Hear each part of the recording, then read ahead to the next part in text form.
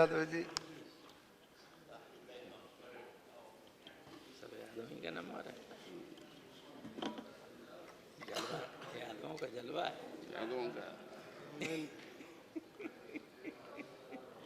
श्रीमान तो कह रहा हूं जलवा है। लगातार 3 अपेक्षा हो रही है, यही एक के बाद एक। श्रीमान नेता विरोधी दल ने और बाकी सभी मित्रों ने जो बात कही है, मैं उसको ज़्यादा दोहराना नहीं चाहता। आज जिस सवाल पर बहस हो रही है वो हिंदुस्तान की बहुत कुर्बानी के बाद मिले हुए बैलेट पेपर की रक्षा के लिए हो रही है। जो मताधिकार है उसकी सुरक्षा के लिए हो रही है।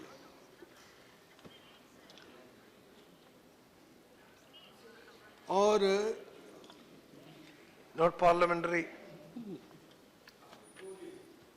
बोलिए बोलिए बोलिए, आप कुछ बोलिए। इशारा नॉट किया। आपके लिए नहीं बोला। आप कुछ कह रहे हैं सर, सीज कर लीजिए वहाँ के लिए। सर इलेक्ट्रोल माल प्रैक्टिस, इलेक्ट्रोल माल प्रैक्टिस इलेक्ट्रॉनिक मशीन लगा दीजिए। बोलिए बोलिए बोलिए। तो ये चुनाव असाधारण हो गया है और पूरे देश भर में सुप्रीम कोर्ट ने भी, जो अभी जिक्र कर रहे हैं सभी सदस्यों ने, राम गोपाल जी भी कह रहे थे, गुलाम नबी जी कह रहे थे, सुप्रीम कोर्ट ने जो कहा, वो जो ईवीएम मशीन है उसके सुधार के बाबत जो कदम उठाने चाहिए थे, लगभग जो इलेक्शन कमीशन है उसने 13 बार आग्रह किया है कि पूरे देश भर में, मैं अच्छी तरह से जानता हूँ, ये नाम नहीं ले रहे थे राम गोपाल जी, अडवाणी जी से लेकर के चंद्रबाबू नायडू जो मुख्यमंत्री हैं आज, बहुत दिनों तक संघर्ष किए, बहुत दिनों तक इस बात को चुनाव आयोग से लेकर लड़ते लड़ते हम लोग सुप्रीम कोर्ट तक गए और सुप्रीम कोर्ट में सारी चीज देखने के बाद ईवीएम मशीन में इतना कहा कि इसको मुकम्मल करने के लिए जरूरी है कि इसमें रिसीट आए, पेपर वेरिफिकेशन हो।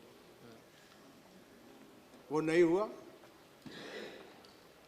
आज पूरी तरह से जो लोकतंत्र और लोकशाही है उसके ऊपर जो बयान और वक्तव्य आ रहे हैं, बहन मायावती जी जब बोल रही थी तो उनके मन में पक्का है, यकीन है कि ये मशीन ने हमको हरा दिया।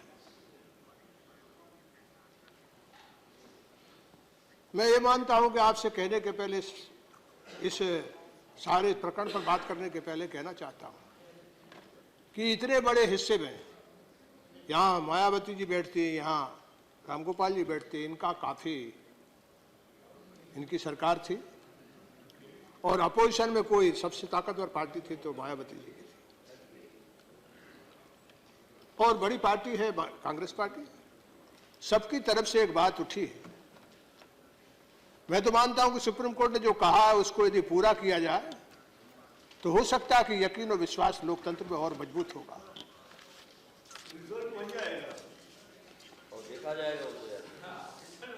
देखा कितना अहंकार में है ये, इन्होंने कितने अहंकार है।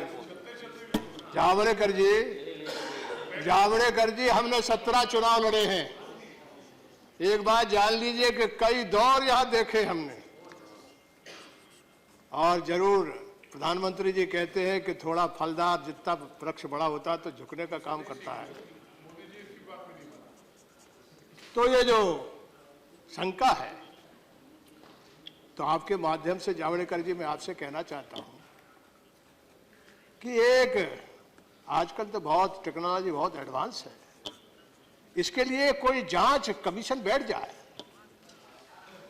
पूरी दुनिया में ईवीएम नहीं चल रहा है, बड़ी बड़ी जगह नहीं चल रहा है, जर्मनी है, आपका थाईलैंड, कितना पूरा यूरोप है, अमेरिका में थोड़ी जगह चल रहा है। बंद कर दिया। इनमें समय नहीं खराब करूंगा मैं, लेकिन अकेले हमारे देश में तो कोई बात नहीं है, ठीक बात है। लेकिन इस पर कोई ना कोई, और वो ऐसी निष्पक्ष चीज हो कि चाहे हाउस कमेटी बन जाए, हाउस कमेटी बन जाए। हो सकता है जो आप कह रहे हैं कि नहीं हम तो जीते हैं, तो और अच्छा होगा कि पता चल जाए कि आप तो वाजिब तरीके से जीते। ये इसलिए इस विवाद को जरूर मैं कहना चाहता हूं। और जब मायावती जी बोल रही थी और बैठ रही थी तो मुझे 4 बार उन्होंने कहा कि आप बोलिए। उनके चेहरे पे उनको यकीनन ये था कि हमको मशीन ने हरा दिया। अब एक की मुख्यमंत्री है, उन्होंने जब बात ये कही है तो मैं मानता हूं कि सही है, नहीं कि मैं उसमें नहीं आना चाहता, लेकिन मैं इतना जरूर कहना चाहता हूं कि लोकशाही में इतने बड़े पैमाने पर कोई सवाल उठे और उस सवाल का हम समाधान न करें, ये लोकशाही की सेहत के लिए ठीक नहीं है। जो कई सुधार की बात कही जा रही है, एक सुधार का सुझाव हमारे वित्त मंत्री जी ने दिया है, मेरी राय है कि उससे कोई फर्क पड़ने वाला नहीं है। ये देश जो है, एक बार महात्मा जी से 32 में किसी ने पूछा कि आप ये स्वराज स्वराज कहते हो, क्या मतलब है स्वराज का? तो उन्होंने कहा कि बहुत सदियों से उन पेपर चलाते थे हरिजन, मैं जेल में बंद था तब मैं उसको पढ़ा। बोले सदियों से जो कहावत है कि जस राजा तस प्रजा,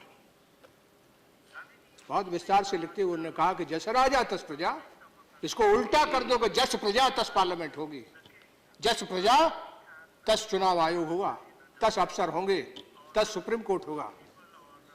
यानी भारतीय समाज जो है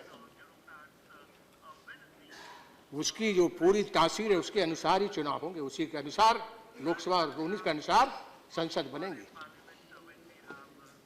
इसका सीधा मतलब क्या हुआ? मैं ये निवेदन करना चाहता हूं कि इस देश में, मुझे याद नहीं इतिहास का, लेकिन कभी भी जो एडल्ट फ्रेंचाइज है वो लोगों के हाथ में कभी नहीं आया।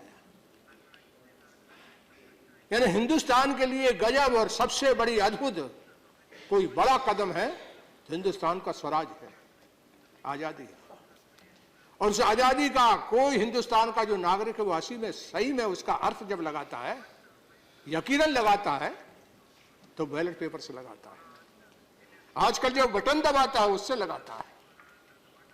हिंदुस्तान का आईन जो है उसका कोई इंजन है तो वो ये बैलेट पेपर है, ये राय देता है। यही हिंदुस्तान का आदमी बढ़ा हुआ नहीं, हमारा तो पूरा काम जो है वो अंग्रेजी में चलता है। अजीब विडंबना है, वो सवाल में नहीं छेड़ना चाहता, लेकिन इस हिंदुस्तान का सारा आदमी, सारा देश गरीब से गरीब ये मानता है कि जो वोट है लोकशाही की पहचान उसी से करता है। जो कभी उसके पास नहीं जाते थे वो वोट के कारण खाजर उसके घर पे पहुंचते हैं। ये बैलेट पेपर हिंदुस्तान के आईन का इंजन है, इसका चुनाव आयोग है, इसका कस्टोडियन। इसे सुरक्षित करना पैसे का जिक्र है। अध्यक्ष जी, जब मैं चुनाव लड़ा था तो मुझे 74,024 रुपये 25 पैसे उस समय आने में चलते थे। अब मैं चुनाव इस हिंदुस्तान में, मतलब मैंने चुनाव जो लड़े हैं 17 बार चुनाव लड़ चुका हूं। जितना चुनाव लड़ते जाता हूं, आगे बढ़ते जाता हूं, उतना ही दिक्कत पैसे की और साथ होते जाती है। हालात तो ये है कि चुनाव जो हुआ है बिहार में, अब 2014 के चुनाव से ऐसा विकट मामला हुआ है कि आने वाले भविष्य में हमारे जैसे लोग तो आ ही नहीं सकेंगे। अब बदूले में यहां नहीं आएगा, यहां डॉक्टर लोहिया नहीं घुस सकता, यहां जयप्रकाश अटल बिहारी वाजपेयी नहीं आ सकते, अडवाणी जी नहीं आ सकते। ये दौर ऐसा आया है और ये दौर लोकतंत्र के लिए बहुत बहुत, मैं क्या कहूं, इसके लिए मेरे पास शब्द नहीं है। घातक है, भयानक है। यानी हमारे पास भी किसी तरह से चंदा करके और हेलीकॉप्टर जो है वो कांग्रेस जो भारतीय जनता पार्टी के आप शासक दल के लोग हैं, आपने कहां देश पहुंचा दिया। जरा सोचना हो सकता है जिस दिन लोगों का विश्वास इस लोकशाही और लोकतंत्र जिस बैलेट पेपर पर उठेगा उस दिन बगावत होगी। ये देश पहले उदासीन था लेकिन हिंदुस्तान के लोकतंत्र ने ऐसा जगाया है कि एक दिन ऐसी बगावत होगी कि साधन के सामने गरीब तो बिल्कुल एकदम गायब हो गया, उसका कोई मतलब ही नहीं बचा। यानी मुझे लगता है कि इस बार उत्तर प्रदेश के चुनाव में लगभग 70 से 80 जो आपकी पार्टी है उसके जहाज और हेलीकॉप्टर लगे हुए थे। हो सकता है, नहीं हो सकता है, हो सकता है, हो सकता है, मगर नहीं हो सकता है। अध्यक्ष जी मैं वापिस लिए लेता हूं, मैं वापिस लिए लेता हूं। हाँ इनका भी, इन्होंने भी कोई कम नहीं किया। यहाँ इनके हाथ बहुत वर्षों से है। और ये भी जान लीजिए कि हम 4.5 साल जेल में रहे। कोई दिक्कत नहीं जो आप कह रहे हो सकता है कि मेरे पास जो लोगों ने कहा वो अतिरिक्त से कहा, लेकिन आपके पास सबसे ज्यादा साधन थे, हेलीकॉप्टर से ज्यादा थे, आपका जहाज सबसे ज्यादा थे। ये तो एक है पैसे का साधन का। राम गोपाल जी जब बोल रहे थे तो इन्होंने कहा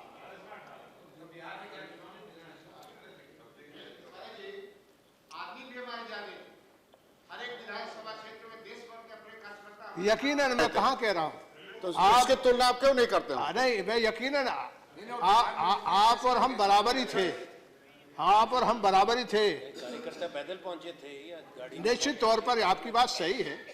हो सकता है आपके पास इस समय काफी आदमी हैं, मैं वो नहीं कह रहा हूं। मैं ये कह रहा हूं कि ये साधन, ये बैलेट पेपर जब बांझ हो जाएगा साधनों के बोझ से, मैं उसकी बात कर रहा हूं।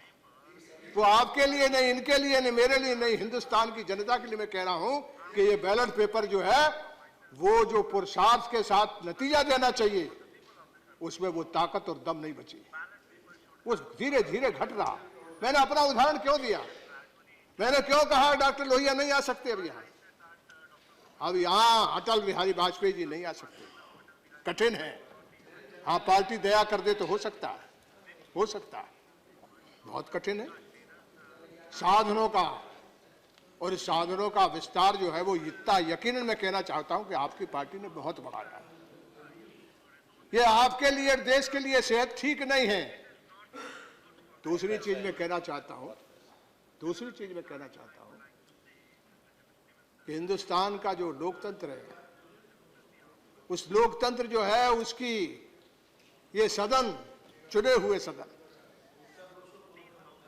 ये सदन दोनों हिंदुस्तान के लोगों की, पूरे लोगों की कानून और तमाम तरह की हिफाजत का जुम्मा यहां है। लेकिन हम सब लोगों की बात का हिंदुस्तान के लोगों के पास पहुंचने का रास्ता एक ही है, जो मीडिया है। मीडिया है। हालत आज ऐसी है, एक नया मीडिया आया, विजुअल मीडिया आया, सोशल मीडिया आया। मैंने 1-2 बात सच्ची कही, मैं आपसे कह नहीं सकता अध्यक्ष जी सोशल मीडिया किस तरह बढ़ा है, उसमें कई तरह की अफवाहें चल रही हैं, लेकिन किस तरह से गाली गलौज चल रही है उसका कोई अंदाज कह नहीं सकते। फिर मजीठिया कमीशन कब से मीडिया के लिए बना हुआ है। आज ये सारा मीडिया लोकतंत्र में चुनाव सुधार की बात कर रहे हो, ये चुनाव सुधार हो कैसे? इसकी सबसे बड़ी बात इस चुनाव सुधार की कि आपकी लोकशाही और लोकतंत्र में ये जो हाँ कहा जा रहा है उसको बाहर पहुंचाने वाले कौन है? वो तो मीडिया ही है ना, वो तो चौथा खंबा जिसको कहते हैं वही है ना। उसकी क्या हालत है? मजीठिया कमीशन बना हुआ है पत्रकारों के लिए। याद रखना, मीडिया का मतलब है, पत्रकारिता का मतलब है पत्रकार, वो उसकी आत्मा है। ये लोकशाही और लोकतंत्र जो खतरे में, उसका एक कारण जो है वो ये है कि हमने पत्रकार को ठेके में नहीं डाल दिया, सबसे ज्यादा यानी क्या कहते हैं, हायर एंड फायर, एक नई चीज यूरोप से आई है, यानी सबसे ज्यादा हायर एंड फायर का ये कोई है। मैं बड़े बड़े पत्रकारों के साथ रहा हूं, बड़े बड़े लोगों के साथ रहा हूं, पहले भी हमने मीडिया देखा, आज मीडिया देखा। सबसे बड़ी उसकी आत्मा कौन है, सच्ची खबर आए कहां से? रामगोपाल जी जो पत्रकार है, जब पिछला चुनाव लोकसभा विधानसभा का हो रहा था तो मैंने खुद जाकर के चुनाव आयोग को कहा था कि ये पेड न्यूज है, ये इतना झिठीरे से लगा हुआ है, यानी सारा जो पत्रकार है वो आज जितना बेचैन और परेशान है, उसके पास ईमान भी है लेकिन वो लिख नहीं सकता। मालिक के सामने उसे कह दिया जाता है कि इस लाइन पे लिखो, इस तरह से लिखो। वो बेटा बेटी जैसे परिवार है उसका, कहां जाए वो? सच्चाई के लिए कुछ लिखना चाहता है तो सारा हमने लोकतंत्र में बाजार आया, खूब आया, लेकिन ये जो मीडिया है हमने पूरी तरह किनके हाथ सौंप दिया? कहां बोल दिया, किनके लोगों का हाथ चला गया? एक पूंजीपति है इस देश का, वो 60% मीडिया, 40-50% मीडिया खरीद लिया है। क्या होगा इस देश का? कल हिंदुस्तान टाइम्स भी खरीद लिया, वो हिंदुस्तान टाइम्स भी बिकने वाला है। बिक गया, कल बिक गया? बिक गया। क्या कैसे चलेगा ये चुनाव सुधार, ये बहस, ये सारी चीज कहां आएगी? कोई यहां बोलने को तैयार नहीं है। माथुर जी बोलिए क्या है? हैं? ओके ओके प्लीज, आप बोलिए, आप बोलिए, आप बोलिए। उसमें मजा आता है, आप बोलिए। उसमें कोई की बात सुन, कोई अच्छी बात कह देता है, सुनने दीजिए। किसी कोई बोल रहा था, मैं उसको बहुत बड़ी चीज मानता हूं, आप मत बोलिए। No problem. कोई बोलेगा और वो बात पर है, हो सकता है तो मुझे ठीक कर दे। तो निश्चित तौर पर मैं आपसे कहना चाहता हूं कि जो मीडिया है, इस पर लोकतंत्र में, लोकशाही में जो आपके हाथ में, इस पार्लियामेंट के हाथ में है, कोई रास्ता निकलेगा कि नहीं निकलेगा? ये जो पत्रकार है ये है चौथा खंबा, उसका मालिक नहीं है। और हिंदुस्तान में जब से बाजार आया है तब से तो कैसा इतना बड़ा पैमाने पर पूंजी लोगों की बड़ी है। और मैं आज बोल रहा हूं तो ये मीडिया मेरे खिलाफ कल करेगा वो काम, बुरा लिखेगा वो, लेकिन मेरे जैसा आदमी जो है, जब 4 साल 4.5 साल जेल बंद के आजादी के भारत में आया हूं तो कोई रास्ता यदि रुक जाऊंगा तो मैं सोचता हूं कि मैं घात करके जाऊंगा हिंदुस्तान की जनता के साथ। आज सबसे ज्यादा हायर फायर यानी ठेके पर लोग रखे जा रहे हैं इस पार्लियामेंट में, यानी पूरी तरह से हिंदुस्तान के कोई नौकरी नहीं निकल रही, कोई रोजगार नहीं निकल रहा। सारे पूंजीपति, सारे प्राइवेट सेक्टर के लोग, वो सब, और अखबार जो है उसमें सबसे ज्यादा ठेके पे पत्रकारों को रखा जा रहा है, सबसे ज्यादा रखा जा रहा है। ये कौन लागू करेगा जब बजट से कमीशन? इनको कोई यूनियन नहीं बनाने देते। किसी पत्रकार से बात करो तो वो दहशत में आ जाएगा, उसका मालिक दूसरे दिन उसको निकाल फेंक देगा। कैसे मीडिया सुधरे? नहीं सुधरेगा तो ये चुनाव सुधार की सारी बहस ही मर जाएगी। ये भी छाट के देंगे। ये मालिक बोलेगा किसका देना किसका नहीं देना, रोज बोलता है ये। हम रोज यहां बोलते हैं, ये रोज बोलता है कि हमारे जैसे आदमी को मत छापो, क्योंकि ये सच बोल रहा है और सच ही इस बैलेट पेपर का ईमान है। ये जो वोट है इसका सबसे बड़ा ईमान बैलेट पेपर है। इस ईमान का चारों तरफ से पूंजी ने घेर लिया है, बड़े पैसे वालों ने घेर लिया है। और सबसे मुश्किल यह है कि बहस करें तो कैसे करें?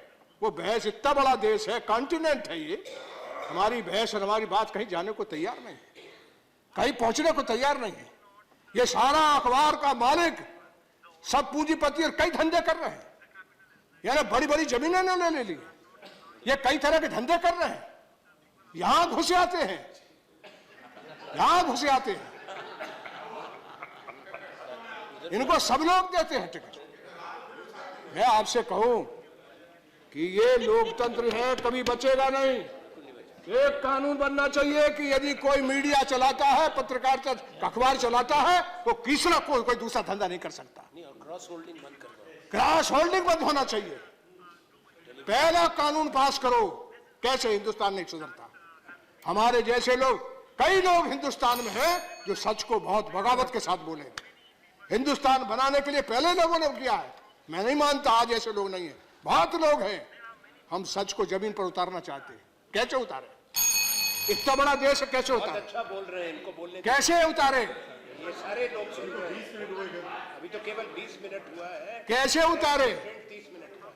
यानी ये पूरा का पूरा जो चौथा कमरा है, उस पे इमरजेंसी लग गई, आपातकाल लग गया, अघोषित आपातकाल लगा हुआ हिंदुस्तान में।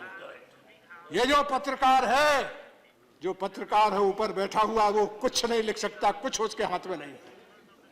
जितना नीचे जाता है, सूबे में और जाता है, तो वहां की सरकार की मुट्ठी में मीडिया हो जाता है। जो कुछ पत्रकार लिखता है उसको गाली देता है लोग। गाली नहीं, उसको निकाल के बाहर करता है, उसको निकाल के बाहर करता है। कैसे ये देश बन जाएगा? ये कैसे सुधार कर लोगे आप? आपसे नहीं, सबसे कहना चाहता हूं, सुधार कैसे हो जाएगा? क्यों नहीं बहस होती इस मीडिया पे? क्यों नहीं कानून बनता? कोई भी व्यापार नहीं कर सकता, कोई किसी तरह की क्रॉस होल्डिंग नहीं कर सकता। तब पत्रकार, तब हिंदुस्तान बनेगा। हिंदुस्तान जिस दिन आजाद हुआ था, इसी तरह था। गणेश शंकर विद्यार्थी था, गणेश शंकर विद्यार्थी था, जो हिंदुस्तान की एकता के लिए जान दे दिया। 4 times। मैं आपसे कहूं कि इस पार्लियामेंट में मैं सरकार से, रविशंकर जी आपसे निवेदन करना चाहता हूं, रावल जी आपसे करना चाहता हूं, आज आप यहाँ हैं, हम हैं यहाँ, कल चले जाएंगे, लेकिन आने वाला हिंदुस्तान का जो गरीब आदमी है, मजदूर है, किसान है, उसके बाजू में लोकतंत्र नहीं, दूर हट गया है। उसके बाजू में लोकतंत्र नहीं है। कितने ही तरह से स्टैंड अप करिए, कितने ही तरह के योजना बनाइए, आपकी कितनी तरह की कौड़ी ताकत लगेगी। इनने भी लगाई, मैं नहीं मानता कि लोगों ने किया। बहुत कुछ हिंदुस्तान में करने का कोशिश की, लेकिन गरीब के पास नहीं जाता, वो गरीब के पास नहीं जाता है। यानी पेड न्यूज तो जो है, मैं पिछली बार गया था, जब इनका यहाँ चुनाव हो रहा था, तो मैं 3 अखबार के लिए गया था। उन अखबारों में मेरा छपने बंद में पूरा महीने भर कंपेन कर रहा था, उनमें एक लाइन मेरे बारे में नहीं आई। भाई आज भी नहीं छापेंगे। आज भी वो नहीं छापेंगे, क्योंकि वो मालिक बैठा हुआ है। वो सारे पत्रकार हम मेरी बात को हृदय से जब्त करेंगे, लेकिन उसका मालिक उसको तबाही करेंगे, अभी उसको तबाही करेंगे। मैं आपसे कहता हूं कि कानून इसका बनना चाहिए। जब लोकतंत्र से तब सुधरेगा, जब आप अखबार का मालिक जो है वो धंधा एक करेगा, एक या तो वो पत्रकारिता करेगा और नहीं तो दूसरा धंधा नहीं करेगा। दूसरा धंधा वो बेईमानी करने के लिए अखबार चला रहा है, अखबार बेईमानी करने के लिए चला रहा है, लोकतंत्र का नहीं चला रहा, हिंदुस्तान के किसान मजदूर का नहीं चला रहा। अखबार के मालिक एमपी बनेंगे कि नहीं बता दीजिए जरा। वो सब चीज की बहस हो जाए, वो सब चीज की बहस हो जाए। जिस दिन मालिक अखबार का मालिक जो है उद्योगपति नहीं होगा, तो जरूर पत्रकार को लाइए। शरद जी, बहुत टाइम लिया आपने। देखिए, मैं निवेदन अंत में यही करना चाहता हूँ कि मैं 10 सवाल नहीं उठाया। अभी उठाएंगे। मैं 10 सवाल नहीं उठाया। मैंने बहुत से सवाल उठाना चाहता था, लेकिन आप कह रहे हो कि वोट तो ईमान है। हिंदुस्तान के लोकतंत्र का यदि कोई एक मतलब है तो ये वोट ईमान है। ये ईमान खतरे में है। इसे बचाने के लिए पहली मैंने आपसे शर्त रखी कि मीडिया जो है वो पूरी तरह से जनता से काट दिया गया है। उसके मालिकों ने हिंदुस्तान की जनता से उस मीडिया को पूरी तरह से अलग कर दिया। 1 नंबर 2, ये जो आपका ईवीएम है, मैं पक्की तौर पर कहना चाहता हूं कि मैं इसके खिलाफ बहुत लड़ा। ओके, अडवाणी जी भी साथ थे, चंद्रबाबू भी थे। ओके, हाँ, लेकिन सुप्रीम कोर्ट ने जो बात कही है, एक बड़ी बात कही है, वो पैसा उसमें लगेगा। पैसा लगेगा, लेकिन लोकतंत्र के बचाने के लिए वो पैसा बहुत ज्यादा नहीं है। 3100 करोड़ मैं सरकार से कहूंगा कि उसको पूरी तरह से मुकम्मल लागू करें, और वो लागू ना हो तो अपने नेता प्रेसिडेंट गुलाम नबी जी ने सब कहा कि 2 सूबों में जरा बैलेट पेपर जो है पराने में हो जाए, या ना गुजरात में भी है और आपके हिमाचल में, तो बराबरी का खेल हो जाए। और यदि पक्का तौर पर आप जो सुप्रीम कोर्ट का आदेश है उसको लागू करने के लिए, उसमें 13 पत्र लिख चुका है आपका चुनाव आयोग जो है, वो 13 पत्र लिख चुका है। और चुनाव आयोग के बारे में मेरा कहना है कि हमने जब इसको मुहिम चलाई थी, जब बीजेपी के लोग हमारे साथ थे, तो जो प्रधानमंत्री अरविंद आपके नरसिंह राव जी थे, आज नहीं है, वो बड़े सज्जन और बड़े यानी डेमोक्रेट आदमी थे, बड़े, उनको जमीन का ज्ञान था। हमने 3 आदमी का कमीशन बनाया था, विद्याचरण शुक्ल वहाँ पार्लियामेंट्री में थे। मैंने ब्याह करके उनसे कहा कि ये चुनाव आयोग जो है बाकायदा सामाजिक जो पृष्ठभूमि देश की उसको जरूर ध्यान रखें। इसमें एक माइनॉरिटी का, अकलियत का आदमी होना चाहिए, एक बैकवर्ड क्लास, शेड्यूल्ड कास्ट और ट्राइबल में से एक आदमी होना चाहिए, और बाकी जो है वो बाकी किसी काबिल आदमी का किसी तरह से लगना चाहिए। आज ये मौके कमीशन बिगड़ गया। ये जो बात की थी, हमारे और उनके बीच में जो करार था वो टूट गया है। इसलिए चुनाव आयोग जो है, मैं ये यकीन के साथ कहना चाहता हूं कि हिंदुस्तान का चुनाव आयोग एक ऐसी संस्था है जिस पर हिंदुस्तान के लोगों को बड़ा यकीन है। मुझे भी बड़ा यकीन है। कई बार जब मैं हारता हूं तो मुझे अफसोस होता है कि बूथ कैप्चर हो गया तब मैं हार जाता हूं। 5 चुनाव मैंने लड़े, मध्य प्रदेश से लेकर दिल्ली, आपके यूपी से लेकर बिहार तक सब चुनाव लड़ते रहा, लेकिन मुझे कभी कभी लगता है, लेकिन इसमें कोई शक नहीं कि चुनाव आयोग तो पूरी तरह से तैयार है। हमको तैयार होना है, हम तैयार हो जाए। और मैं फिर से अंत में कहूंगा, हिंदुस्तान में हमारी जबान जो है वो बंद कर दी गई, बोली रोक दी गई है। उस बोली को यदि ये मैं कहूंगा जरूर, ये गलत बोल रहे हैं आप। आपकी जबान कोई नहीं रोक सकता और कभी रुकेगी भी नहीं। मैंने कहा आपके चलते तो जरूर मेरी जबान नहीं कहीं रुकेगी, लेकिन जो जबान को दूर तक ले जाता है शरद जी, वो तो मालिक के पास चला गया।